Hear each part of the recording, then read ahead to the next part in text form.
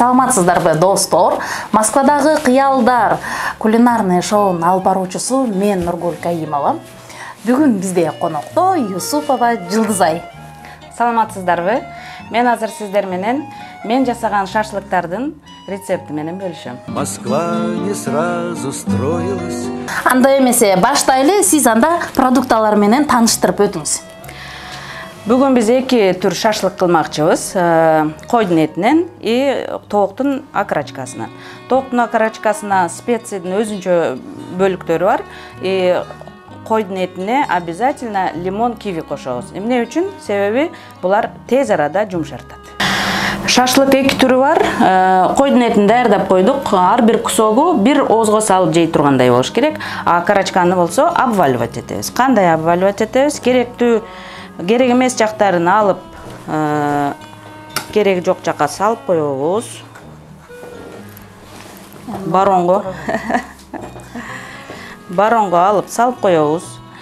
Эмне үчүн окорочкадан шашлык кылганымын себебин айтып берейинби? Бул окорочка эң эттүү, тооктун эттүү, сочный жери. Филени тандай турган болсок, ал өтө кургак болуп калат. Ошондуктан мен только окорочкадан жасайм. Буну обваливать эткенде только сөөгүн алып калабыз дагы. Эттин баары. Айтор, бунун делечи момундай бир жерлери бар экен да, Жылдыз эже, мен алып сиз кескен жерлерин эле кесейин десем, кесилбейт экен да, өзүнүн жолдору бар окшойт. Менен жана жиликтейбиз го, койдун жилигин жиликтегендей да. Буну обваливать эткенде этин толук сыйрып алабыз. Жалаң гана сөөгүн гана алып калабыз да. Сөөгү да пайдалуу болот. Буну сиз өзүңүз кылбасаңыз, мен ошон үчүн айтат экен да, чымчык сойсо дагы касап сойсун деп, Ай, сиз 2 секундада эле чыгарып койдуңуз го сөөктөрүн. Бул эң деликатес жери да. Эң сочный, таттуу жери тооктун. Анын үстүнө кээ бирки адамдар диетический, мисалы үчүн койдун этин жей албаган адамдар бар. Ошого эң сонун окорочкадан шашлык болот. Мынтип чыгарып коебуз. Чекесинде кереги жок чарымдарын алып салабыз.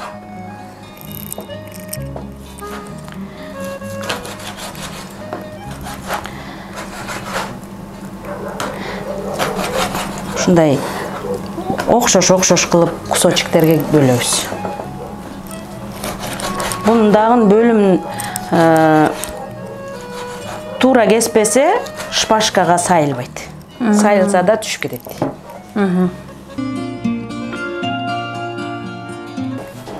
Жылдыз эже, негизи Москвага качан келгенсиз сиз? Москвага кандай кыял менен келгенсиз? Кыялыңыз бар беле же жөн эле келип калдыңарбы? Кандай келип калдыңыз? Москвага чейин мен Томск шаарына баргам.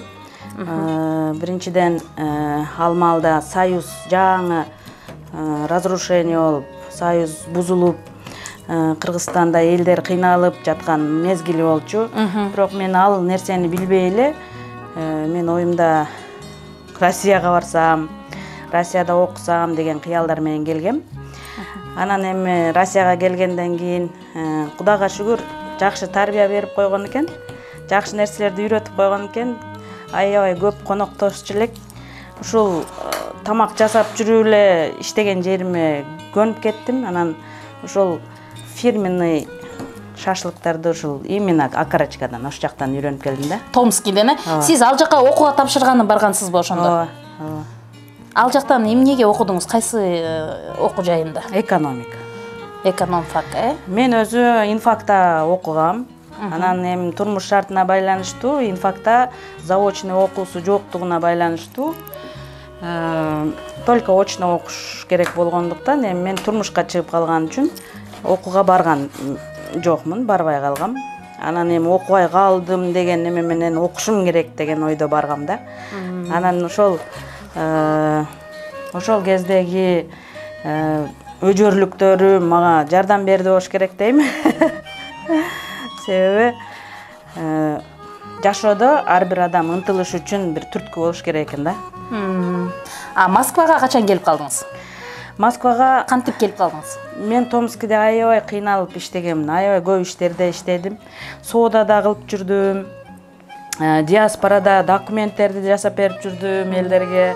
Ошентип диаспорадагылар менен тааныш болуп, ошол жерге ишке кирип иштеп калдым. Анан өзүбүзгө туугандарга бардыгына гражданстволорду алып бердим.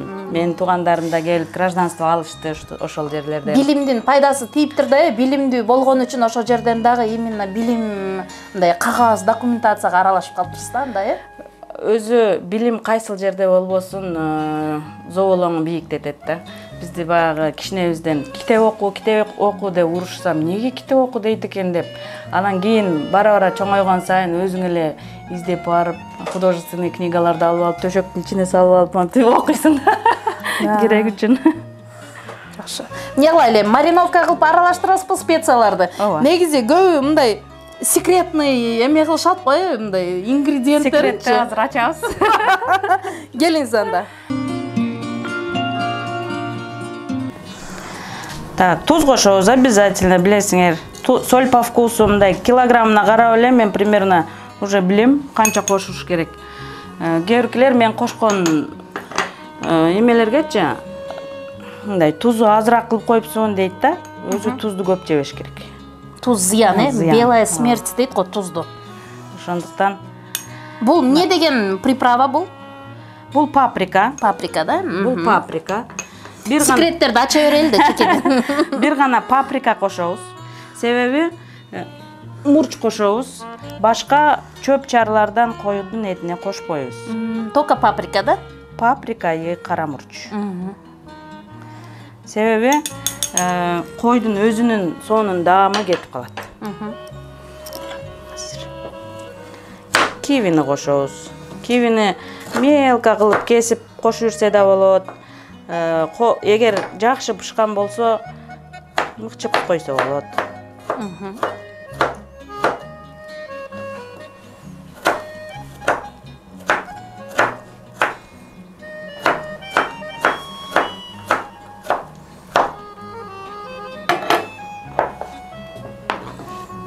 Кивини кошобуз. Лимонду сокторун болушунча чыгарып куябыз. Бул лимондун согу койдун этине сиңип. Настоящий лимон кошуш керек экен да, Ооба, настоящий лимонный сок баягындай консервалар болбойт. Болбойт, Катырып салат эт. Негизи биз кыргыздар этти жакшы көрөбүз да, эт жок болсо, иштеке жок үйдө тамак жасабайм деп отуруп аласыңар го. Ошондой барбы сизде? Бизде ошондой бар. Эт жок болсо үйдө иштеке жок дейбиз да. Андан кийин томат кошобуз. Томат, кетчуп кошсо болобу? Кээ биркилер кетчуп да кошот го. Кетчуп менен томаттын кандай айырмасы бар? Кетчупка башка бир ингредиенттер кошулат, алар кичине ачуураак болуш үчүн. Бул шашлыкка даамын бузуп коет кетчуп. Анан майонез коштуңуз, Майонез кошобуз. Майонездин дагы бардык түрүн эмес. Натуральный 60%ди кошобуз. Болду, эми аралаштырабыз. Болушунча мыкчып, кивинин согун чыгарып.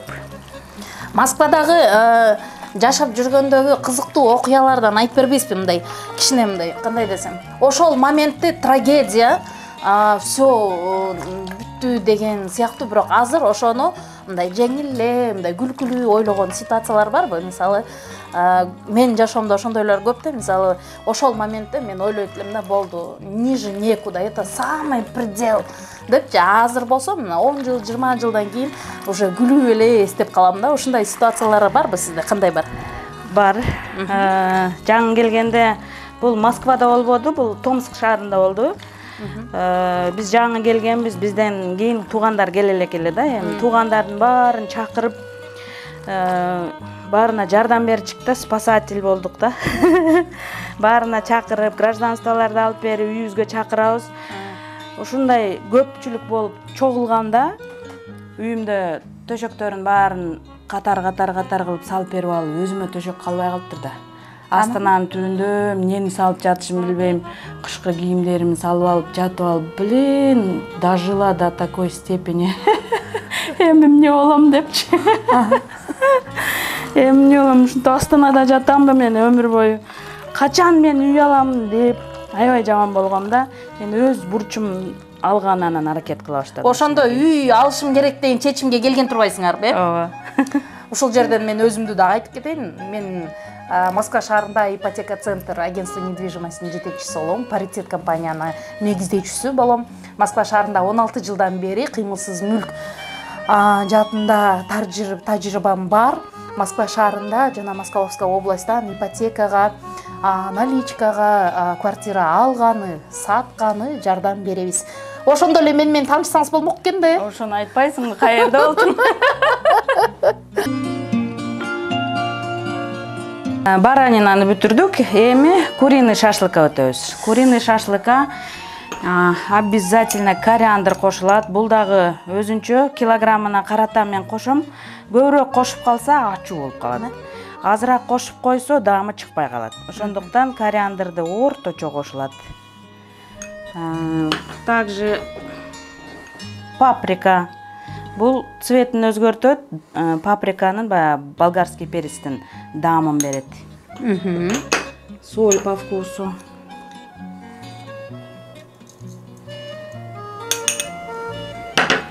Карамурч. Карамурч на любителей, можно больше, можно меньше. Так. Томатная паста. Томатная паста. Айтор кетчуп болбойт экен да, мен деген кетчуп менен эле майонезди аралаштырып эле салчумун да, значит кетчуп башка, томатная паста башка экен. Ушул секретти билип алдык. Кетчупка бир ингредиент кошулат, кислотность берген. Ошол буну бузуп коет да, мариновать этилгенде майонез менен аралашып атпайбы? Ошондо кислотности көбөйүп, даамын бузуп коет да. На любителей. Здесь можно чеснокту, молотый чеснокту кошуп койсо болот. Тооктун этинин канча саатта мариновкасы даяр болот? Тооктун эти 40 мүнөт. Бул аябай тез сиңет. Өзүнүн чекесинен чыккан майлары өзүнө сиңет. Азыр биз мариновать этип койгондон кийин чекесиндеги майлары өзүнө сиңет да.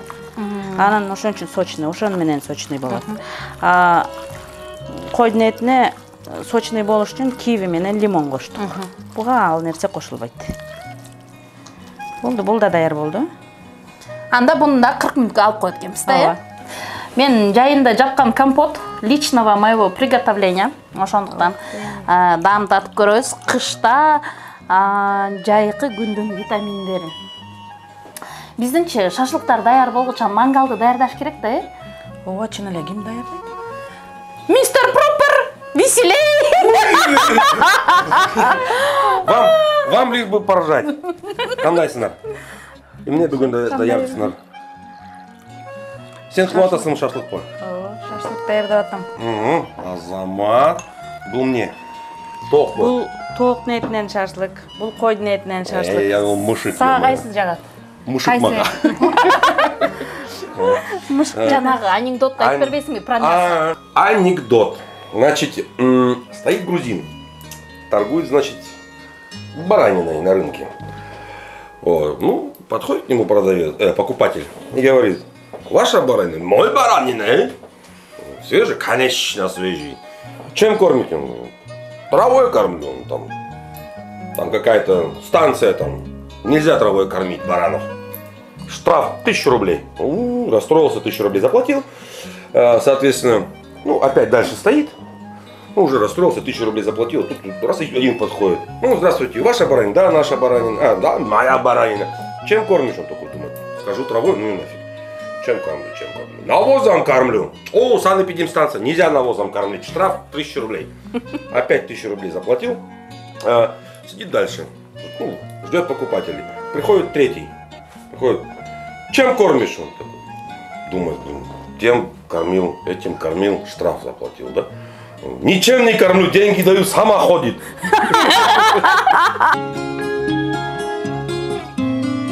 Тооктун убактысы болуп калды. Эми шампурить этип баштайбыз.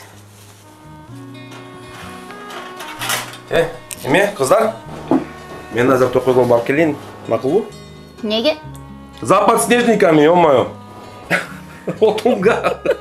Отун тирип керек. Давайте, я азыр мен 5 минут, 5 минут. Он раз 40 минут. Давайте. Вы даже не успеете произнести яблочный пирог дегенде мен уже келем. Тооктун эти аябай мындай капризный болот да, аял кишидейчи мындай. Неугомонный да мындай. Сыйгаланып кете берет. Бул өзүнчө гибкая да, тегеретип. Сайбаса эркелеп түшүп кетиши мүмкүн отко барганда. Ошондуктан муну тегеретип саябыз.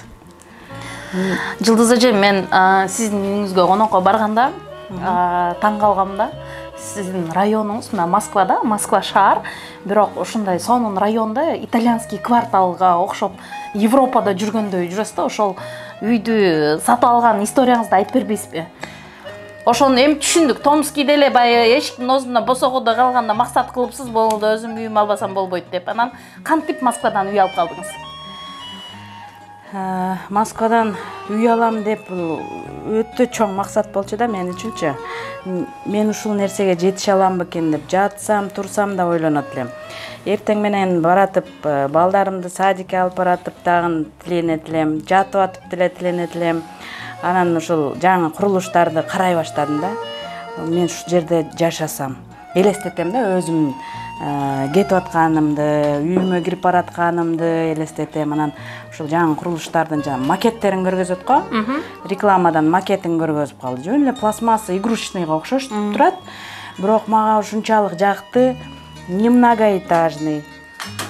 Всего 3 этажа. Кирпичный, монолитный. И баасы действительно Алмалда башка үйлөргө караганда кымбат экен. Но почему бы нет? Мен ушундай үйгө эмнеге татыктуу эмесминби? Мен ушундай үйдө жашагым келет деп туугандарыма айтам да. Мындай эле үй алчы биринчи дешти аларчы. Жо мен ушундай үй алгым келет дейм. Анан барып көрүп, эме болгондон кийин жактырып калдым. Ипотекага тапшырып көрдүм. Многодетныямын. Многодетный экенсиң, сен төлөй албайсың деп бербей койду. Кийинки жылы дагы деле ошентип тапшырыш үчүн анда документ жасайт элек, неофициальный иштейбиз. Неофициальный иштегенде эмебиз документибиз өтпөйт да. Анан официальный иштеш үчүн бир тууган эжебизге паспортун берем. Пожалуйста, менин атыман ишке кирчи, иштечи депчи. Ал анан ответственный үчүн аябай сонун болуп, хороший сотрудник болуп иштеп берди. Аябай сүйүнүп барып эртеси тапшырганы барсам, 2 НДФЛдерди көтөрүп алып тапшырганы барсам, дагы деле бербейт. Вы, оказывается, многодетный, у вас 3 детей, деп оформление кылып башташат да, эме кылат, одобрение кылып чыгарып берет, но сумма очень маленькая, да, миллиондон эле ашырып берип коюшат. Үй Алмалда 5 миллион болчу да. Анан Кайсы жыл болчу ушул? 2012 жылдан баштап ушул ынтыла баштадым да, ушул Москвадан үй алам депчи. 2012 жылы ушул үйдүн баасы 6 миллион, Жок, 2012 жылы 3 миллион болду. 3 миллион. Ынтылып баштаганымда бербей атпайбы магачы, ипотеканы бербей коюшту. Анан көтөрүлүп отуруп биз алган маалда 5 миллион болуп калды. Анан биз эми алып документтер толтуруп эме болгуча 6 миллион 200 болуп кетти. Кайсы жыл болчу ошол? 2016. 2015 алдык. 15.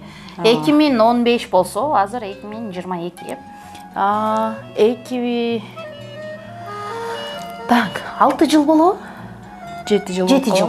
7 жылдын ичинде үйдүн баасы, мен азыр айтайын, ушул азыркы Жылдыз эже жашаган үйдүн баасы, азыр ошол эле квартиранын баасы 18 миллион азыр. Себеби дегенде мартта метро ачылат, ошол үйдүн түйүндө, тем более булардын Потапова деген метро. Пропискасы московская. И от метро. Ошондуктан вложение в недвижимость — это самое лучшее вложение, да, инвестиция. Бир жагынан акчабыз чогулуп калат экен. Бардыгынан дагы балдарыбыз өз бурчунда кенен чоңойот экен. Эң сонун нерсеси ошол. Мен ушул үйдү жанагы макетинен көрүп алып эле элестетип ичинде жашап жүргөнүм элестетип эле ушинтип эле жүрдүм да, өзүм кыялымда эле жүрдүм. Анан эч ойлогон эмесмин, мага берип калат депчи. Күнүгө эле бара беребиз жанагы суббота воскресенье эле балдарым жетелеп эле бара берем да жанагы жерге, жакшы көрүп элечи. Выходные же. Эки кызым жетелеп эле бара берем. Анан ызылдап балдарым чуркап ойношот жанагы строительный компаниянын площадкасында. Анан ошол эмеси көрүп калып айтып турмун, семьям эмнеге постоянно келет депчи. Анан бул ошо ипотека одобрение бербей атат, они, оказывается, многодетные деп айтышкан экен. Анан кийин попробуйте ей в рассрочку дептир да директору. Анан кийин вы бы хотели в рассрочку деп менден сурады. Анан кийин вы бы смогли оплатить? Вот мы сейчас вам рассчитаем деди. Анан кийин рассчитайте, пожалуйста дедим. Анан санап туруп 110 миңден төлөй аласыңбы деди. Айына. Ооба, 3 жылга 110 миңден кылабыз. Мындан жарымын уже акчасын чолтуп койгон мен ага чейин. Первый взносуңуз бар болчу. Первый взнос больше половины кылып койдук. Андан аркысыны 3 жылга бөлүп берди, 110 миңден. Мен сүйүнүп туугандарыма барып айттым. Мен үй алып атам ушундай рассрочкага десем, башың иштейби, рассрочка 110 миңди кантип төлөйсүң? Баш жок дешип урушты. Анан кийин төлөйм дейм го, төлөйм дейм. Төлөйм, алам мен деп. Да, настырный болгон өзү көп нерсени ошол настырность менен. Максатыңызга, кыялыңызга жеткенге мындай кыялыңызды предавать этпепсиз да, мындай не предавай свою мечту дейт го. Ошо преданный болупсуз да, өзүңүздүн кыялыңызга, максатыңызга преданный болгон экенсиз да. Тегереги токой, барып көрүп атып, курулуп аткан үйдүн жанында токойду бузбай куруп атышканын көрүп таң калчу элем да. Тегерени өтүп, строительный машиналары тегеренип барып, токойду бузбай барып аралап өтпөстөнчү. Ошонусуна кызыктым эле. Азыр ошол жерде аралап өткөн жерин токойду алып азыр метро куруп коюшту.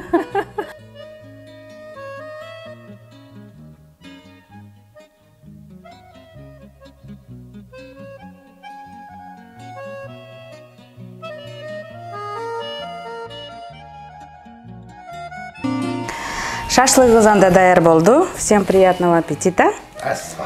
Биринчи үйдүн ээсине берилет.